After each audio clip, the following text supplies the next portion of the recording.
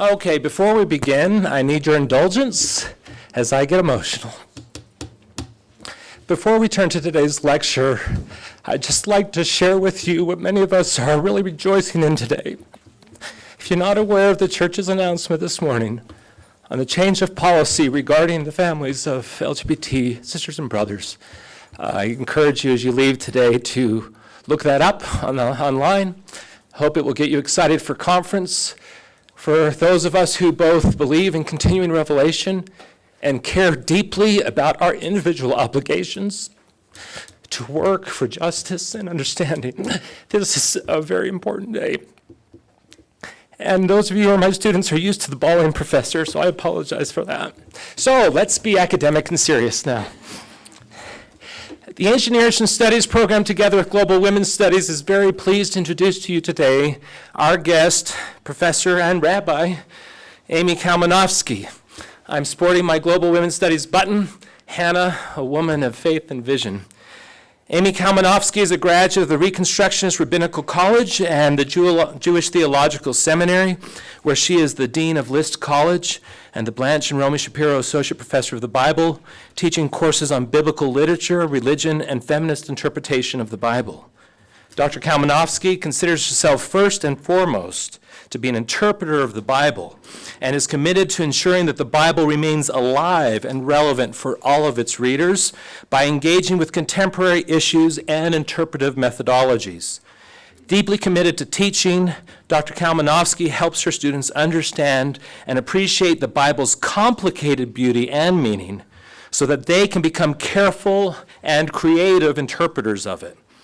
Dr. Kalmanofsky's first book, Terror All Around, The Rhetoric of Horror in the Book of Jeremiah, uses horror theory to argue that biblical prophets constructed monsters and crafted language that worked to terrify their audience. Her book, The Dangerous Sisters of the Hebrew Bible, explores the biblical portrayal of sisters and sisterhoods and argues that both play a vital role in the Bible's narrative. Her book, Gender Play in the Hebrew Bible, examines the ways in which the Bible defines and challenges its gender norms. Dr. Kalmanofsky has also written numerous articles examining the biblical representation of women and the roles that women played in the Bible, as well as articles considering the biblical rhetoric of violence. So without any further ado, I introduce to you Professor Kalmanofsky. Let's give her a warm BYU welcome. After Amy has spoken, as much time as allows, we will take questions. Remember, this is being videoed, so if there's time for questions, we ask you to come forward and speak into the microphone. Amy, so pleased to have you. Thank you. Thrilled to be here. So I'm thrilled to be here, and particularly thrilled to be here on this day. Who knew I'd be coming in such an incredible moment for this community? So I'm happy to be part of it. I want to just say before I start that I don't normally sound like this. I'm a little hoarse, so I will do my best to, am I projecting okay? Excellent. So, and I have a nice cup of tea here and some water, so hopefully if I go under, I'll be okay. I'll drink a little and be able to hopefully continue with the talk. The other thing I want to say is that I did prepare a formal lecture, which I'm going to give, and I hope that I'll have time to answer questions, and you should definitely, think about what I'm saying and write them down. If for some reason I don't, I think I will, but if for some reason I don't, I want to say I think I have some time later this afternoon for informal conversations. 3 o'clock in this room, ANES students, Global Women's Studies students will have the informal mix and mingle with Dr. Kalmanofsky. So I welcome questions then, and you can, for those of you maybe who are in that going to be there, you can ask me then, save your questions, let other people speak. But I also want to say this, is that this is a sort of fast and furious trip. I'm going to go home tomorrow morning. I have to be home before Shabbat. I don't travel on Shabbat, so I'm leaving very early in the morning, but I'm always accessible via email. So you should feel free, and I really do mean this. I love to engage with my students, and at this moment, you're all my students, which makes me very happy. So you should feel free to continue the conversation and reach out to me and ask me questions. I like to say that I might be a little provocative. I think I'll be okay. I think I'll stay within the lines. I hope so. But I hope I elicit response, and I'm always happy to engage, and you should feel free to, what I like to say to my students, push back, right? You don't have to accept what I'm saying. I get to stand up here with the mic. So it sounds like I have all the authority, but I really do welcome any critique or questions you may have. So, all right.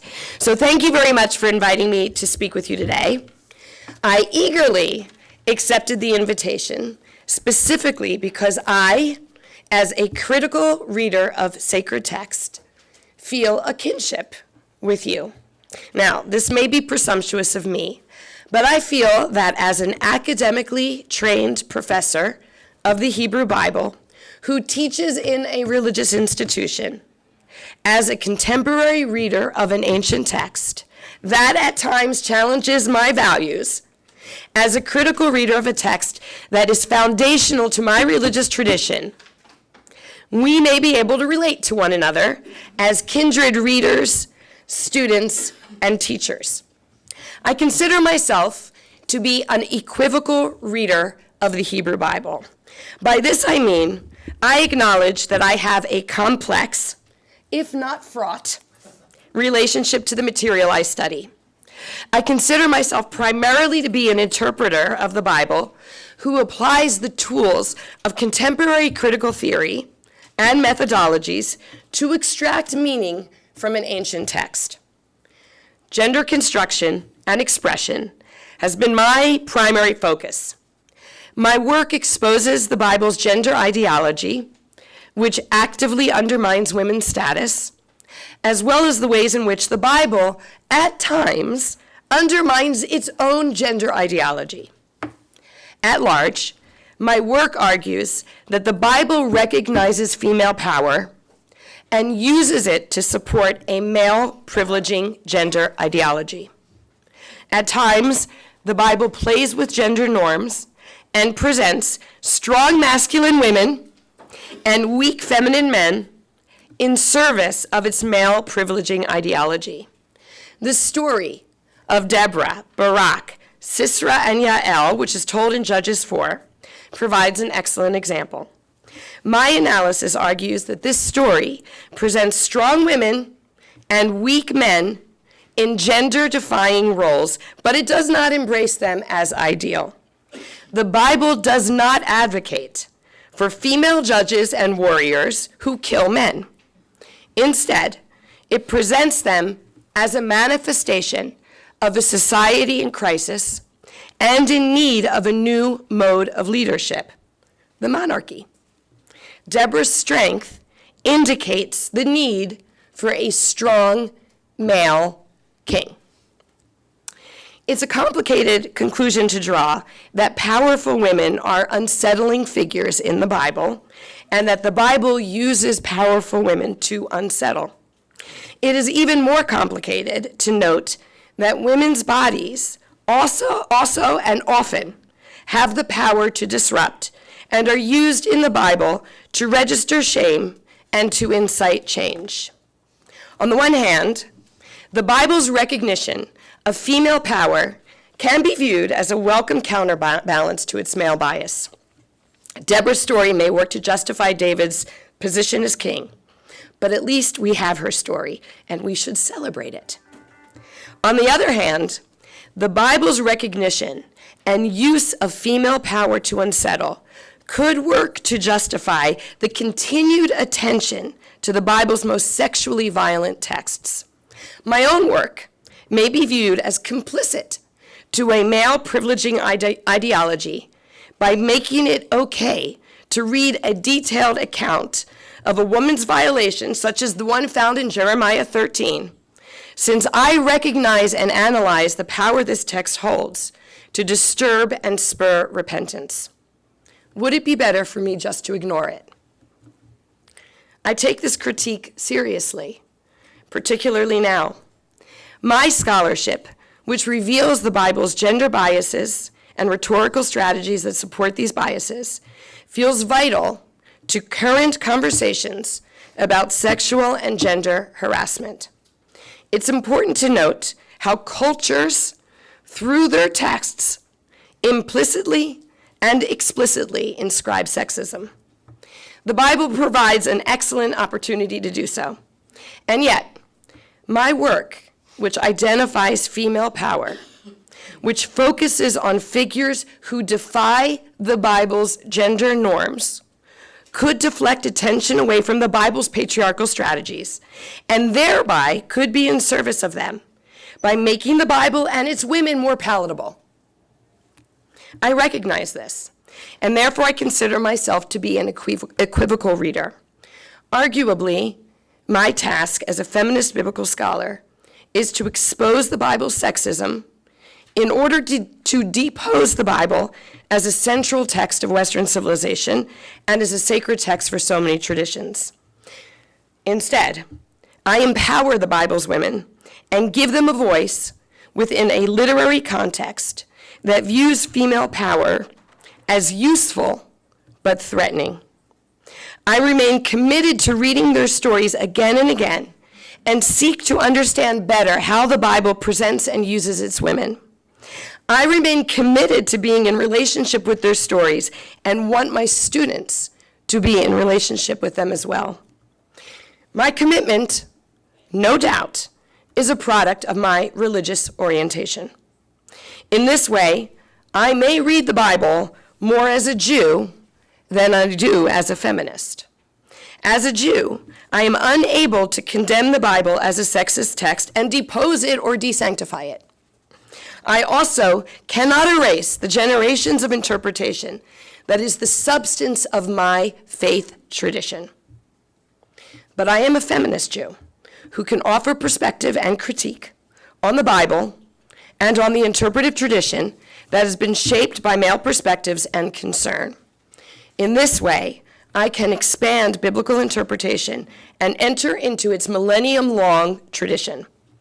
Now, for some, expanding the tradition by adding critical voices that expose sexist assumptions of patriarchal texts and tradition is not enough to uproot those assumptions.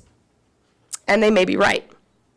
New voices, let alone critical ones, are not valued and even welcomed as much as ancient voices. New readings are easily devalued and dismissed. Yet still I persist and hope that new voices will be respected for the values they profess and for the creativity they possess. Given who I am as a feminist biblical scholar and as a Jew, this is the only way forward that I see. So what now follows is an equivocal reading of a biblical text by an equivocal reader. An equivocal reading embraces uncertainty and acknowledges the limits of understanding of what a text means and the variety of meanings a text can have, particularly an ancient text like the Bible, whose authors and editors can never be fully recovered. An equivocal reading is a flexible reading that reveals the ways a text challenges contemporary readers and the ways contemporary readers can see beyond those challenges. Most importantly, an equivocal reading makes room for conflicting truths within a text and allows for generous and suspicious readings of a text. A text can simultaneously empower and disempower its women. I offer an equivocal reading of Hannah's story, which you have, which is told in 1 Samuel 1, that attempts to integrate my generous and suspicious perspectives in the analysis of one text. My intent is to model for you a way of reading that admits the limitations of our understanding of biblical texts and that allows for the complexities of the texts and for who we are as readers. My equivocal reading responds to the real challenges Hannah's story poses for feminist biblical readers who, despite Hannah's independence and strength, consider her story to be about a woman who wants to produce a son. Seen in this way, Hannah's story conforms to a biblical pattern of women serving their husbands and the patriarchal values of the biblical narrative by having sons. My equivocal reading recognizes the validity of this interpretation, but offers a way to perceive Hannah as a powerful figure whose character and story is defined, but not limited by her gender. In my equivocal reading, Hannah embodies and embraces her womanhood. Her story is about her desire to become a mother. Yet, as I hope to show, Hannah does not want a child for her husband. This is crucial. She wants a child for herself. Hannah's willingness to relinquish her young child in service to God reveals that she desires the experience of maternity even more than the child himself. Hannah's desire to have a child aligns with the premium value the Bible ascribes to fertility and conforms to the Bible's patriarchal ideology that values women primarily for their contributions to the patriline. Yet, to consider this desire to be purely in service of patriarchal interests or concerns, as many feminist biblical readers do, fails to acknowledge the ways maternity is an essential female experience that should be valued in its own right. My equivocal reading shows how maternity limits, defines, and enhances Hannah's life and narrative. You ready? Yes, you with me? Excellent. Okay, so one sip of tea. Am I doing all right? Excellent, okay. The Bible tells many stories about matriarchs, particularly about mothers who face challenges. Like infertility, you can think of Sarah, Rebecca, Rachel, or face challenges of infertility that relate to dead husbands. Think of Tamar in Genesis 38, or the book of Ruth. These women have these difficulties, they face them in order to become mothers. Esther Fuchs convincingly interprets the common biblical trope of motherhood as serving the Bible's patriarchal interest. And she writes, "The interests of patriarchy are better served by routing the resourcefulness of mothers in the proper direction. The proper direction is the sustenance and perpetuation of patrilineal continuity. Therefore, it is not women's procreative powers that are celebrated in most nativity narratives, but rather their initiative in obviating obstacles to patrilineal continuity." Fuchs views biblical mothers such as Sarah, Rebecca, Rachel, and Leah as serving patriarchal interests and not as serving their own personal or biological desires. Fuchs names an essential element of these mothers' stories, the desire to have a male heir in order to secure the patriline. Of course, men also desire heirs. Yet Fuchs observes how the Bible's nativity narratives focus on women's efforts to overcome obstacles like infertility, which serves a patriarchal ideology. She writes, "The implication that good women are in the end rewarded with sons associates barrenness with moral deficiency. In addition, by repeatedly focusing on barrenness as the major obstacle to securing offspring, the Annunciation type scene singles women out as the exclusive culprits of childlessness." J. Sherrill Exum draws a similar conclusion to Fuchs about the biblical depictions of mothers and motherhood. Exum recognizes the power of the Bible's mothers. Yet, like Fuchs, Exum suggests that the Bible's depiction of mothers supports a patriarchal social order and works against female empowerment. She writes, "In giving the matriarchs an active role in achieving its ends, the androcentric narrative conveys an ambivalent message about mothers. It acknowledges Israel's mothers for the part they played in determining Israel's fortune, thereby providing models with whom women might wish to identify. But in the process, it offers a picture of women as mean-spirited, deceptive, and untrustworthy, and for these reasons, a threat to the patriarchal order.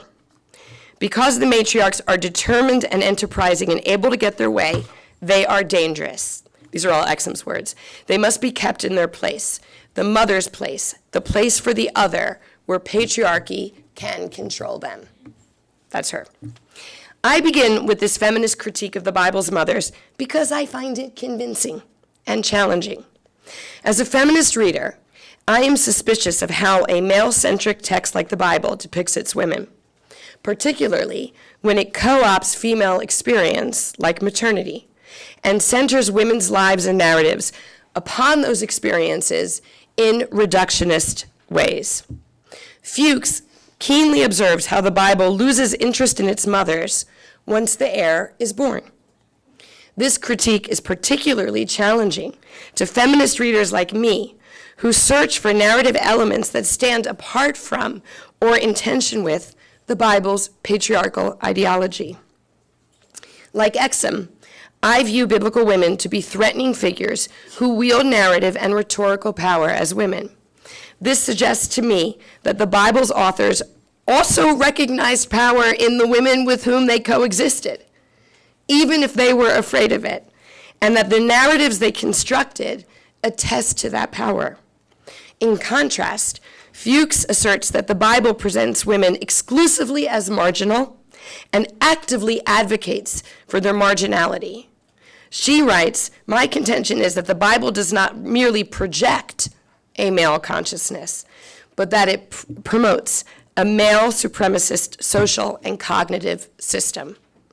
For Fuchs, the Bible's women are constructs of men intent on dominating women.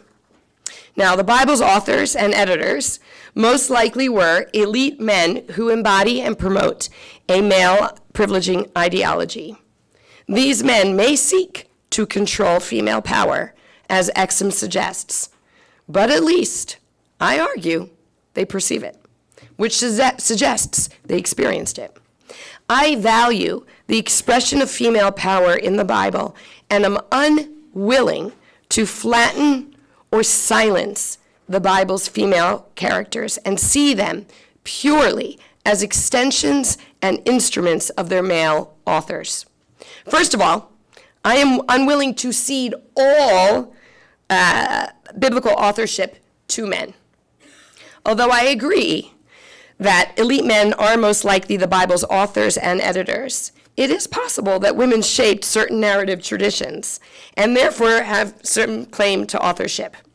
I am also unwilling to throw the baby out with the bathwater and say that just because a man portrays an essentially female experience like maternity, there is nothing true to women's experience in the depiction or a value to be drawn from it. In other words, I am unwilling to say that male authors cannot capture and convey something about female experience just because they are men. As an equivocal reader, I celebrate maternity as an essentially female experience, and I relish the significant role the Bible's mothers have, while understanding that the Bible's mothers seek heirs for their husband's line. I agree that their stories reflect a social dynamic that privileges men and a religious dynamic that showcases God's power. Maternal power in the Bible must be read within the context of a male privileging, God privileging ideology. Biblical maternal narratives certainly showcase God's power, but they do so by depicting strong women and weak men. The Bible's willingness to depict strong women and weak men, even if in service of the patriarchal plot, as Fuchs and Exum suggest, is noteworthy. It introduces the possible association of women with strength and men with weakness. Although I agree that male interests shape their narratives, as an equivocal reader, I also assert that biblical mothers have more dimensions than Fuchs or Exum perceive. Their stories attest to a fuller range of women's experience than the desire to have children. Having a male heir is one reason, but not the only reason why biblical women want children. To not recognize these other elements is to flatten these women and their stories. As we will see now in Hannah's story, biblical women also have children to satisfy their own needs apart from their husbands. So now you should look as we follow through. So generations of readers consider the character of Hannah significant. The rabbis, and this is really quite remarkable, glean proper behaviors and attitudes about praying from Hannah's story. Feminist biblical scholars assess Hannah's strength and the agency she wields over her fate. Most readers, whether ancient or contemporary, concur that Hannah is a remarkable figure in the biblical context. Unable to have a child and saddled with a husband who doesn't seem to care, Hannah works alone to overturn her infertility and appeals directly to God. She does not rely on husbands or handmaidens. God responds and enables Hannah to bear the prophet Samuel, who anoints Israel's first king, Saul. Hannah's desire to have children does not make her a remarkable figure in the Bible. Rather, it is the means with which she obtains the child and the power she asserts over the men in her life that makes Hannah a remarkable figure. Hannah's agency and influence are apparent even in her relationship with God. As the ultimate power in any biblical narrative, God grants Hannah's requests and gifts her with a child. Yet, at the end of the story, Hannah gifts the child back to God, demonstrating that Hannah has the ability to ask of and be answered by God, and the ability to give to God. Hannah meets her own emotional needs by having this child, but her gift suggests that the child serves God's needs as well, and that Hannah can provide for God. So Hannah's story begins in 1 Samuel, you got it? Verses 1, I'm going to read in the English, 1 through 3. I actually think my translation, I did my own translation, doesn't match, but that's okay. And if you have the Hebrew, even better. So there was a man from Ramat Sophim, from the hill country of Ephraim, whose name was Elkanah, son of Yeracham, son of Elihu, son of Tohu, son of Suf, the Ephratite. He had 2 wives, the first named Hannah, the second Peninnah. Peninnah had children, but Hannah had no children. This man would go up yearly from his city to worship and to offer sacrifices to Adonai of hosts in Shiloh, where the 2 sons of Eli, Hophni and Pinchas, were priests of Adonai. So readers familiar with the ancestor stories from Genesis can anticipate what happens next. 2 wives, one of whom is barren, suggest that there will be a fertility showdown along the lines of the one between Sarah and Hagar and Rachel and Leah. Infertility will be overturned, and a blessed child and heir will be born. Elkanah's name, which means God creates or God acquires, makes clear God's role in the production of the expected new life. Elkanah's role, on the other hand, is less clear. In Genesis, hopeful fathers like Abraham and Isaac appeal to God for children. Elkanah does not appeal to God for children, and not for lack of opportunity to do so. He makes a yearly pilgrimage to the shrine of Shiloh and easily could have prayed there for children on Hannah's behalf. Instead, he offers sacrifices and apportions shares to his wives and to his children in verses 4 through 6. One day, Elkanah offered a sacrifice. He gave portions to Peninnah, his wife, and to all of her sons and daughters. But to Hannah, he gave only 1 portion, even though he loved Hannah. Though Adonai had closed her womb, her rival agitated her to trembling because God had closed her womb. You notice I did a slight difference in translation. The phrase apayim ki, right, is a difficult, what we call in biblical scholarship is difficult. It's hard to translate. My translation assumes that the intended phrase was ephes ki, which communicates that Hannah did not receive preferential treatment from Elkanah, even though he loved her. Elkanah appears unconcerned by Hannah's lack of children. He does not pray on Hannah's behalf, nor does he compensate her. Elkanah's lack of concern plays with the reader's expectation. He does not invite God into the narrative as Isaac does in Genesis 25, nor does he do something to spur the rivalry between the women as Jacob does by clearly preferring one wife over the other. Elkanah loves Hannah, but he may or may not love her more than Peninnah. Whether jealous or not, Peninnah knows that she has the advantage over Hannah and taunts her for her infertility. The phrase, God has closed her womb, appears twice in this passage, making clear that Hannah's infertility is an act of divine intervention. God's role in Hannah's barrenness could indicate, as we said earlier, a character or moral deficiency, as Fuchs suggests.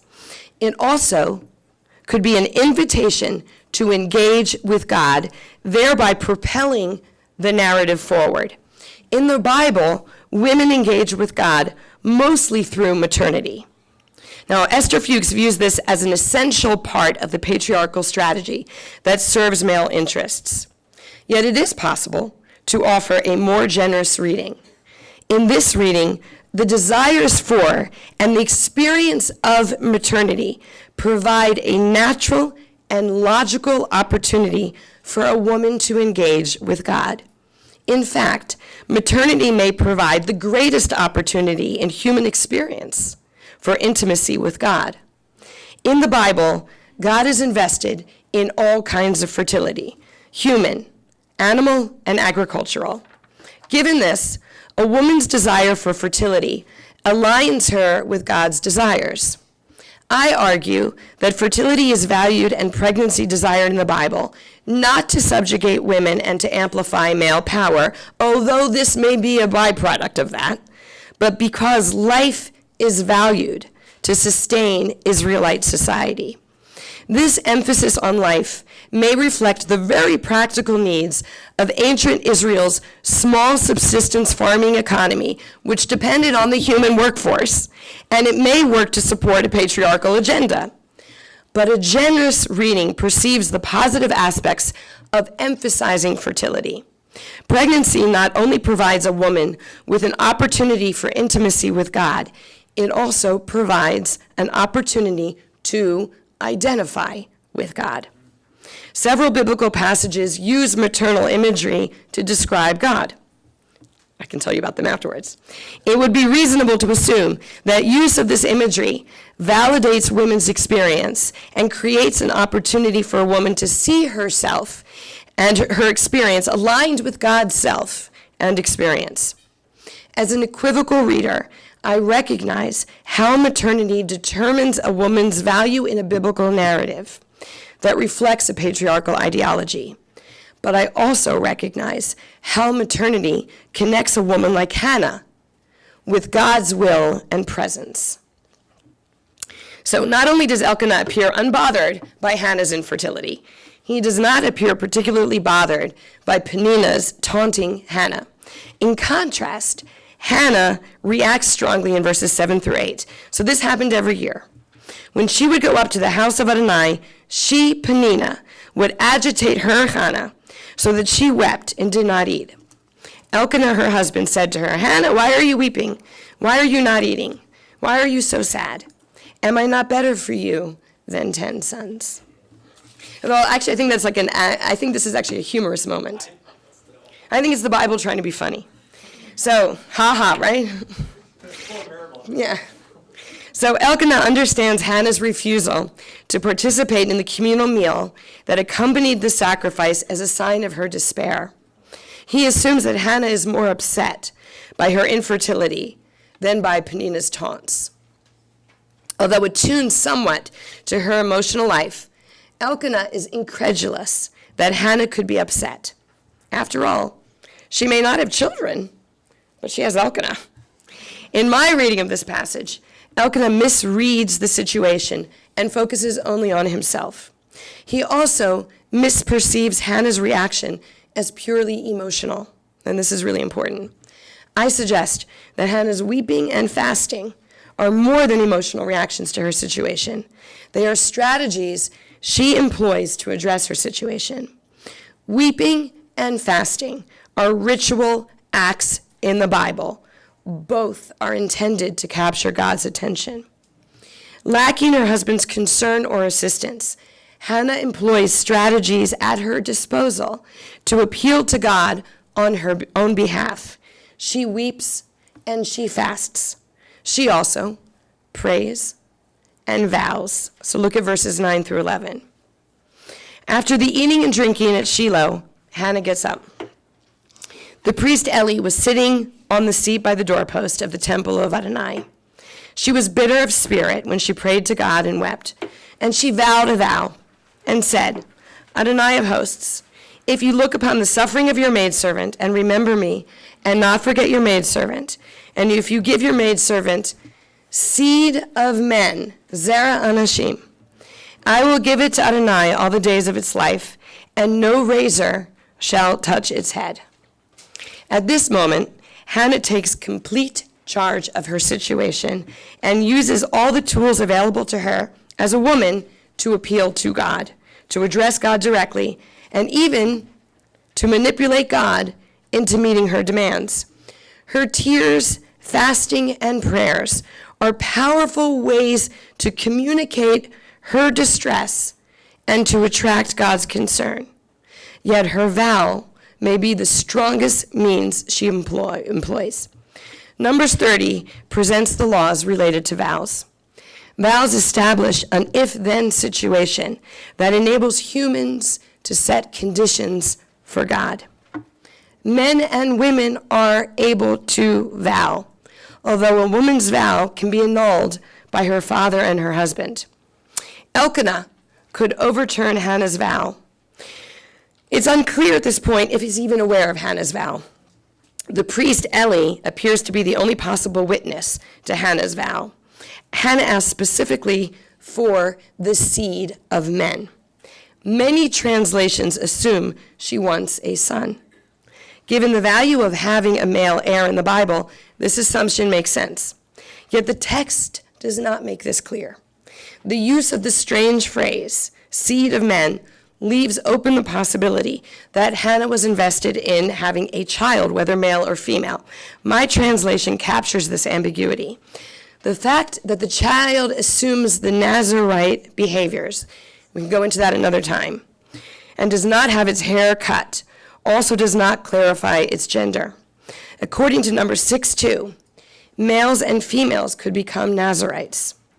I suggest that the phrase, Zerah Anashim, seed of men, does not clarify the gender of the child, but intentionally leaves vague who the father is. Hannah does not ask for a son of Elkanah, and seems willing, this is where I might get a little provocative, seems willing to accept any seed of any man. Of course, Hannah does want a male child, and the prophet Samuel, does have a male child, the prophet Samuel, and so her efforts to secure this child affirm the assumptions that biblical mothers serve the patriarchal interests of their narratives by wanting and having male heirs. Yet my reading suggests that Hannah was not necessarily invested in having a male child. Rather, Hannah wanted to have a child, and doing so would serve her needs and her desires. She is the only one that wants to have a child, her to have a child, either to become a mother or to stop Peninnah from tormenting her. Either way, she is self-motivated and proactively works on her own behalf. This reading empowers Hannah. It also elevates female experience without seeing it in service of male needs. Hannah wants to have a child for no one's benefit but her own. Elkanah is not the only man to misread Hannah's emotional reality. Priest Eli does as well when he responds to Hannah's prayer in verses 12 through 17. As she continued to pray before Adonai, Eli watched her mouth. Hannah was speaking in her heart. Only her lips moved, but her voice was not heard. Eli thought she was drunk. Eli said to her, "How long will you be drunk? Remove your wine from upon you." Hannah responded and said, "No, my lord, I'm a bitter woman. Wine and drink I have not drunk. Rather, I pour out my soul before Adonai. Do not think of your maidservant as worthless. Rather, it is from my great distress and upset that I speak. Eli responded and said, "Go in peace. May the God of Israel grant your request, which you ask of him." Eli misreads Hannah's fervor as drunkenness and does not appear to register her misery. This may discredit Eli, yet Eli is easily corrected and accepts Hannah's piety. It is interesting that without knowing what Hannah prays for, Eli expresses the desire that God grant Hannah her request. Perhaps Eli assumes that a woman would pray this fervently only for a child. and therefore affirms Hannah's desire. Eli also may be asserting his authority at this particular moment, suggesting that his approval of Hannah's prayer is necessary for God to respond. Hannah certainly appears relieved when she leaves Eli's presence and now is able to eat, as we see in verse 18. Yet in Samuel verses 19 to 20, make it clear that God responds not to Eli, but to Hannah's prayer. And we read, they arose early in the morning to worship before Adonai and returned to their home in Ramah. Elkanah knew his wife Hannah, and Adonai remembered Hannah. In time, Hannah conceived and gave birth to a son. She named him Samuel, and because from Adonai I requested him. God remembers Hannah and gives her a son. Hannah understands that God answered her prayer and names the child.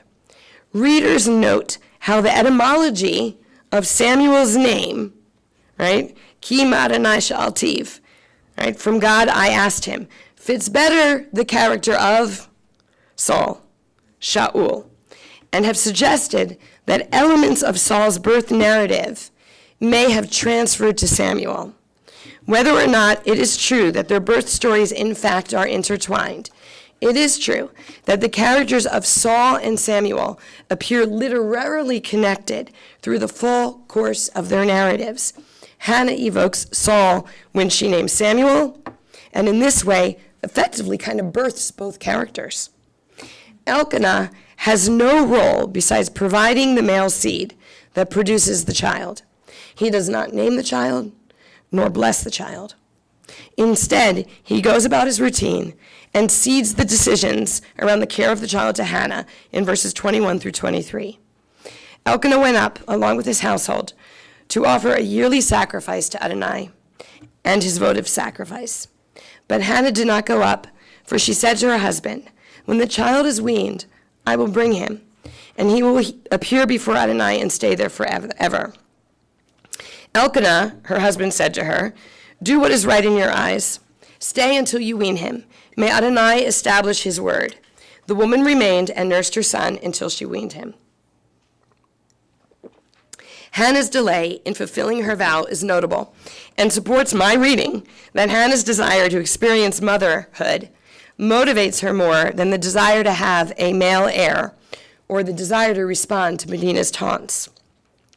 Hannah's desire to keep the child with her until he is weaned suggests that she wants to experience motherhood as much as possible. She does this for herself. She wants to nourish and care for the child before relinquishing him into God's care. Hannah's desire to mother Samuel remains evident after she brings him to God. We read later that she makes a coat for Samuel and brings it up to him every single year. Again, it is possible to view Hannah's desire to be a mother, to nurse and nurture a child, as a biologically determined reality that limits female experience in service of the patriarchy, as actually Lillian Klein writes. And she says, but even Hannah desires a son, not a child, but a daughter. This is Klein's reading. And thus the narrative depicts her as relinquishing the joys of parenthood, thus limiting her function to reproduction and nursing, the biologically programmed aspect of being female. My reading challenges Klein's assumption. I suggested that Hannah wants a child and not specifically a son. I also think that mothering for Hannah means more than what biology demands. Her body does not demand that she make a coat for Samuel each year. She does this, presumably, to maintain a nurturing relationship with him, to continue to mother him. Most of all, my reading does not view motherhood as something that limits women's experience, but rather as something integral to women's experience that should be desired and celebrated in its own right, and not seen only in service of patriarchal ideology. Hannah wants to be a mother, apart from Elkanah's needs and desires. She wants to be a mother to experience motherhood for herself. But Klein is right to note that Hannah willingly relinquishes the joys of parenthood. She experiences as much of motherhood as she can before she fulfills her vow and brings Samuel to God.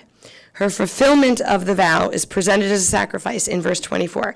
She brings him up, Vata'alehu ima, with her, when she weaned him, with 3 bowls, 1 ephah of flour, and 1 skin of wine. She brought the young boy to the house of Adonai at Shiloh. As Carol Myers observes, Hannah brings her own animal sacrifice, which can be viewed as an example of women's religion as it existed at some point in the history of Israel. Hannah offers the sacrifice in fulfillment of her vow and does not need her husband to offer it on her behalf. Indeed, Hannah brings animals, flour, and wine as an offering, but she also brings her son. The expression, she brings him up, Vata'alehu, evokes 2 other biblical passages related to child sacrifice. God commands Abraham to bring his son up to be sacrificed in Genesis 22. And in Judges 11, Jephthah, what do you say?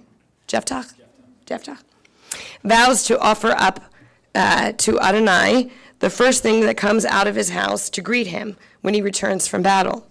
Unfortunately, his daughter is the first to greet him. And like Abraham and Jephthah, Hannah sacrifices a child. For Abraham and Jephthah, the sacrifice is a matter of life or death.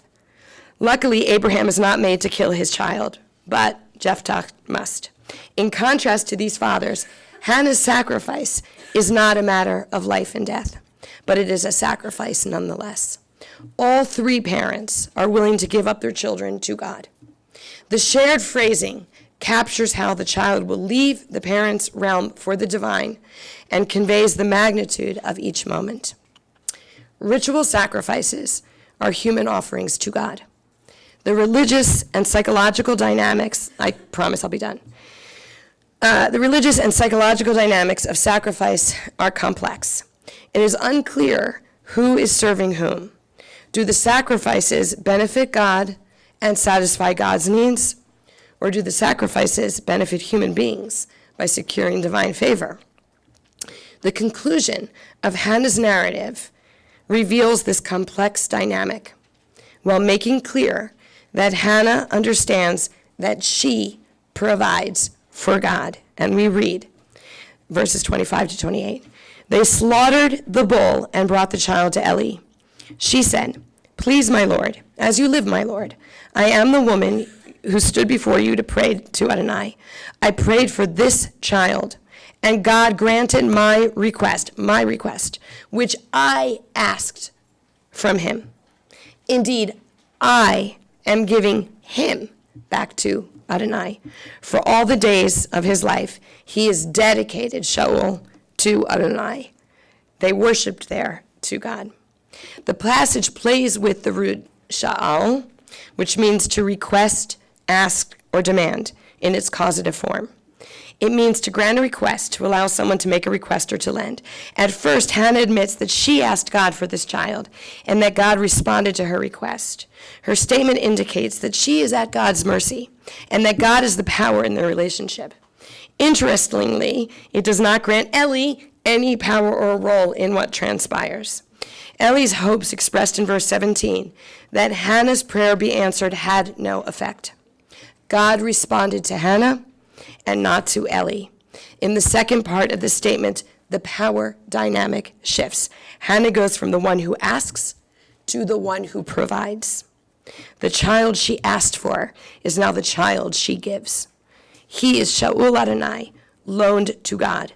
Hannah's desire for a child and her piety triggered God's response. God gave Samuel to Hannah. The child belongs to her. She only lends him to God. Hannah's story can be understood, this is my conclusion, as a triumph of the patriarchy. In this reading, focuses upon the birth of a son who will change the course of Israel's history. Hannah's story also could be understood as the triumph of a woman who subverts the patriarchy. In this reading, focuses upon Hannah and the extraordinary measures she took to become pregnant and to experience motherhood. I have offered an equivocal reading that acknowledges both readings, though one that argued primarily for seeing Hannah as a powerfully independent figure who satisfies her own needs by having a child. My reading attempts to move beyond the critique offered by feminist biblical scholars who perceive maternity solely in service of patriarchal ideology. I agree with these scholars that having a baby, particularly a son, serves the Bible's overarching narrative concerns and its implicit patriarchal ideology.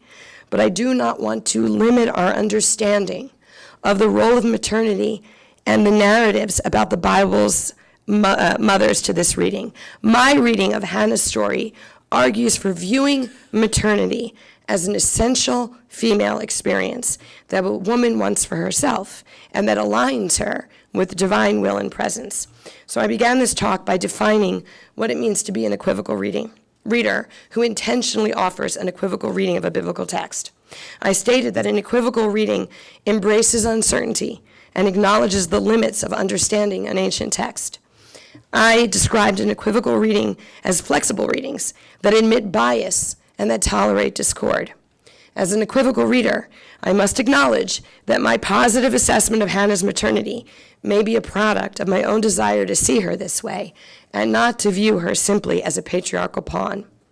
I admit to being predisposed to a generous reading of her story because, perhaps, as a contemporary feminist reader, I want the Bible to recognize women's power, and perhaps because my own experience with maternity has shaped my reading of Hannah's story. I have experienced firsthand the complexities of maternity and have felt the ways in which my own needs and desires related to motherhood align or conflict with society's needs or desires. In general, I would like there to be more equivocal readings of biblical texts, more readings that admit subjectivity in the ways we read and allow for inconsistencies in the texts themselves. I often say, this is for you, I often say, though I didn't know that this would be for you, Professor Huntsman, I'm going to say it clearly. I often say that I strive to compose convincing readings as opposed to correct readings of biblical texts. Perhaps what I love most about biblical texts is that they invite many interpretations. I hope that I have offered you today a convincing, equivocal reading of Hannah's story, one that does not deny the possibility of understanding it differently, a reading that captures something real about the complexities of human experience and the complexity of biblical texts. Thank you. I have 5 minutes. Those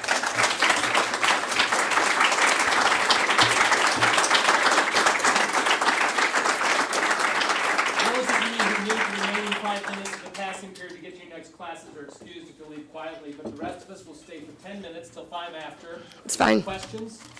We then need to get her to lunch, and then if you're available, we invite you to this room at 3 o'clock where you can speak to her one-on-one without any of us professors taking the time. Okay? So there's a question or two. Please come to the microphone.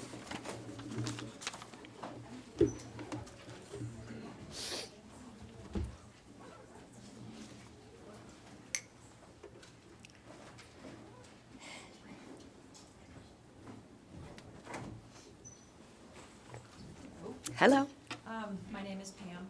Do you address elsewhere about women that don't have the opportunity to be mothers? Yes. Yes. Where is that value? So it's not valued.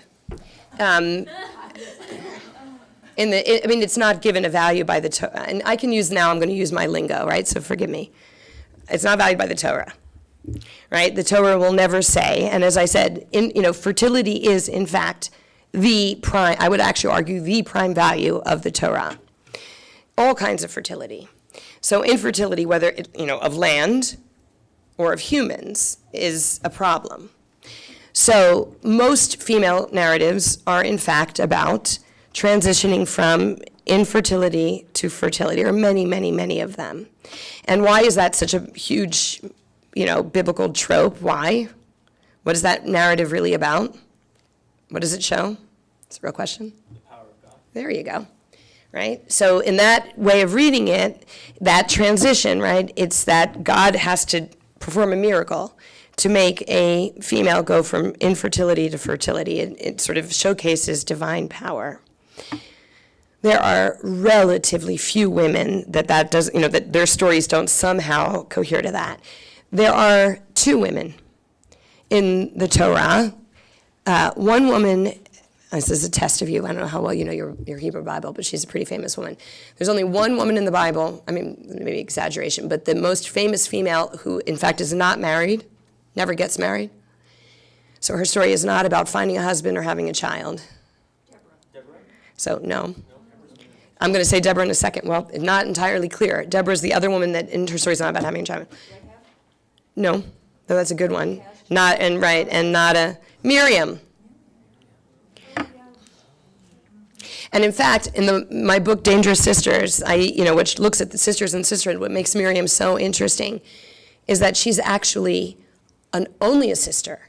And throughout her narrative, when she appears, she's actually, referred to as Achot Miriam, Achot Moshe, or Achot Aharon. So sister of Moses or sister of Aaron, which is amazing. So she never gets married and never has children. But by the way, the rabbis, my friends, right, marry her off. They're uncomfortable with actually and as does the historian Josephus, right? I always say they're uncomfortable with a professional female woman, so they marry her off. But her story's not about that. Deborah also. So Deborah is interesting too. And of course her narrative is not about having a child. One could say that Yael, these are much more complicated narratives. And actually, I deal in my book, the book I wrote after Dangerous Sisters called Gender Play in the Hebrew Bible. And I look at the narratives in the Hebrew Bible that play with gender norms. And I look very closely at the Deborah and Yael narrative. So you can find my reading there, which will go into much more detail. But Deborah her story is not about having babies. Yael maybe, there's like some maternal imagery in how she kills, right? And what happens to poor Sisera.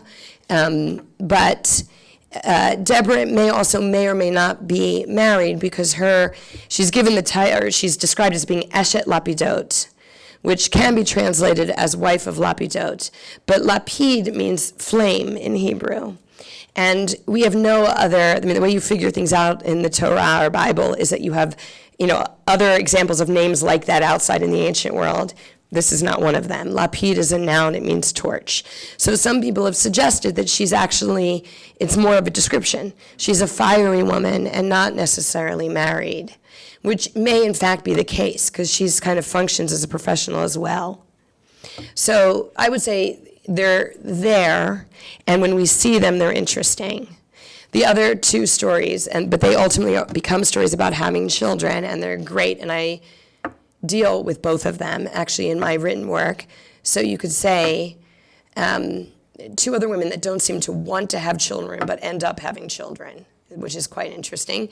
So the Shunammite, which is one of my favorite stories, favorite stories. Also, I have that in the Gender Playbook, so you can read my reading, which is in 2 Kings chapter 4. She is rewarded with having a child but never actually asks for one. By the prophet Elisha. By the way, the child then dies and has to be resurrected, so it's a fascinating little story. And one could actually say that the other woman is in fact Eshet Manoach, the wife of Manoach, who gives birth to Samson. Also doesn't seem to want to have a child. But they end up having children. So that's kind of forced maternity, which is actually also interesting. So it's really, really interesting. So they're there, but they're not, I would say they're not valued in that way. Fascinating. Other questions? Yeah. Well, first of all, thank you. This was very interesting. And I love the fact that you pointed out that in God's eyes, men and women are equal, and that we have equal access to his blessings and his power and his response to our needs. Do you ever address, and I'm sure as you're saying, people interpret the Bible differently. You have a much greater understanding, I'm sure, than I do because you understand Hebrew and all of that. But we all agree that it is limited and sketchy, and we don't have the full story. So we have to interpret. Yes, that's the best. That's what makes the Bible fabulous. It is fabulous. I like to say it's like a balloon that we, through interpretation, blow up, right? And then it can be deflated. I mean, it's very sparse, and it needs, I actually feel like it actually intends for interpretation. I agree, totally. So do you ever in this, so I, as a mother, see maternity as a wonderful gift, but I also see it as a point of power. Tremendous, yeah. Because I don't know if there's anything more powerful than a strong, wise mother for generations and for communities. So, but given that, and that the Bible is very much, as you say, patriarchal, and which I think is limiting in its scope for us, do you ever see a patriarchal society as being a benevolent, a positive, and one that is equal opportunity for women? Because that's the way I interpret it, that you can have patriarchy and have equal decision-making, equal opportunity, but still have this order. So I'd like to Yeah, so I'll just say this. I mean, I think that, no, you can't have a patriarchal society that is, has egalitarian values. Like, I think what it means, so if I was teaching and not lecturing, I would probably have said you have to be careful with terminology, right? So the question is, is the Bible patriarchal? Is the Bible androcentric? Is the Bible misogynistic? These are different terms, right? And you get the difference. So if it's androcentric, it places men at the center, is focused on men. That's different than if you're saying it's patriarchal, which is saying it is trying to limit women's roles and power in the religious sphere, in the political sphere, and in the social sphere.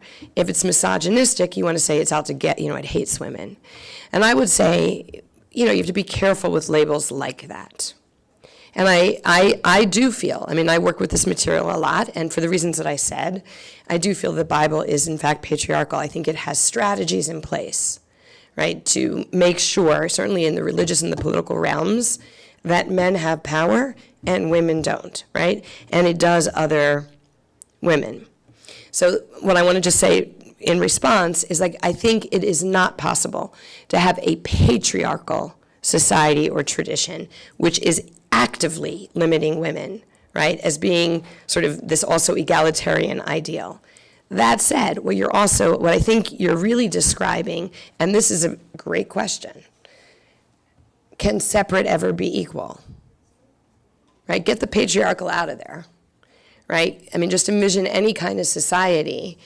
Could you have can we envision a sense where people are categorized, right, but have equal power? And that's a different question. The Bible does not describe that, right? And I'm talking about the context of the Torah, right? It's not, this is a world where men have the power in the home, in the community, in the religious sphere. So it's not describing that. But the larger question is, in this world, can we live in now, generations later, can we still adhere to a kind of gender differentiation in which one side does not have more power over the other?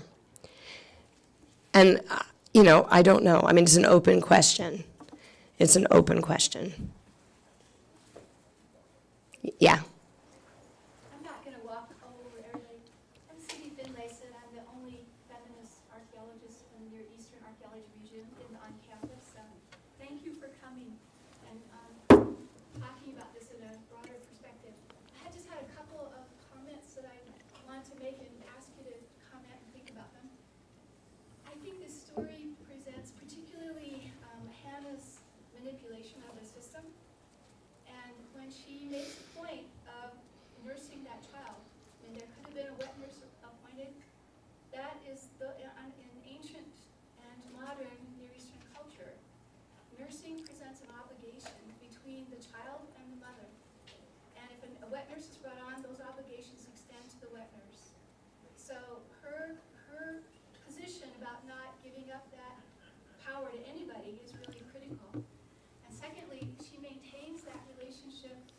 giving gifts of textiles over time. Beautiful. Whole ceremonial thing too. So she not only seals her position of obligation of that son to her, but she trumps her enemies, her female enemies that have been tormenting her, because what other child of that family has a position of as dedicated to God and being taught in the priesthood of Shiloh? So First of all, thank you. Fabulous. So I'll say two things. First of all, I never really thought about the textile thing, so thank you, thank you, thank you. That's great. So two things, just in general, you know, in societies where you have an underprivileged group, right, often the only ways you can have power is through deception or manipulation, right? So there's a certain, you say manipulation, there's it's interesting, like you do have to in some ways go around the system or work within the system to get that power, so that's really quite interesting. The wet nurse thing is very interesting because I have Miriam on my mind, mostly because I'm about to enter into the season, the biggest holiday of my tradition, in some ways, is Pesach. And so I have Miriam very much on my mind, who figures in a lot. And I'm actually going to be teaching about her on Monday. And one of the things that I always like to show my students is that when the daughter of Pharaoh finds Moses in the Nile, scoops him up, and she comes running out there and says, "Let me find a nurse." Right? It's an incredible moment. And she says, "Let me just find a Hebrew nurse," right? Which is itself really, no one asked her to do this. She inserts herself. But of course, who does she take the child to? She takes him to the mother and does not tell Pharaoh's daughter that it's the mother, precisely because I think that would scare her, right? By linking Moses back to not just his people, but to the mother, is incredible. So I think that is really, a very, very significant thing to see how she asserts that power. I was going to say one other thing with the textiles, but I lost it, but thank you. Those are really important points. Thank you very much. Okay, we need to give Professor Kalmanofsky the lunch. So students, we hope you can have your